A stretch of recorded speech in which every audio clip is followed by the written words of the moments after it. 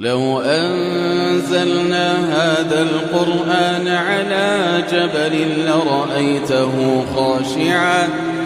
لرأيته خاشعا متصدعا من خشية الله. وتلك الأمثال نضربها للناس لعلهم يتفكرون. والله الذي لا إله إلا هو عالم الغيب والشهادة هو الرحمن الرحيم.